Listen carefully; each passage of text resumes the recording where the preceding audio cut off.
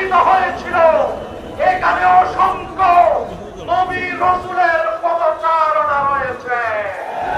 ওই ইসরায়েলরা, বনী ইসরায়েলরা মূসার বিরুদ্ধে ষড়যন্ত্র করেছিল, তাদেরকে পানিতে ডুবিয়ে মারা হয়েছিল।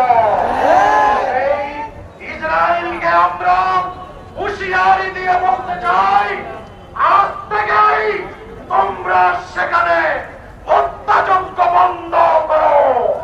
আর যদি না করো, দুনিয়ার মানচিত্র থেকে ইসরায়েল নামক এই অবৈধ রাষ্ট্রের অস্তিত্ব মুছে ফেলা হবে।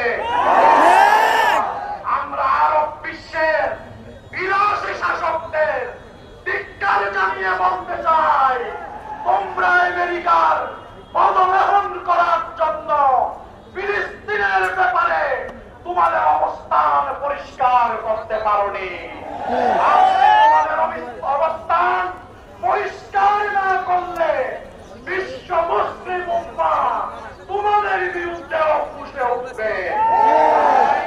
বিশ্ব নেতৃবৃন্দের কাছে আমরা আহ্বান জানাতে চাই, মানবতার বিরুদ্ধে জঘন্য অপরাধে নিয়োজিত, যুদ্ধ অপরাধে নিয়োজিত, গণহত্যায় নিয়োজিত এই ইসরায়েলের বিরুদ্ধে ঐক্যবদ্ধ প্রতিরোধ রচনা করে দুনিয়ার মানচিত্র থেকে তাদেরকে বিদায় করে দেওয়ার জন্য আপনাদের সোচ্চার ভূমিকা পালন করার উদাত্ত আহ্বান জানিয়ে বীর চট্টগ্রামবাসীকে সংগ্রামী অভিনন্দন জানিয়ে আমি এখানেই কথা শেষ করতে চাই।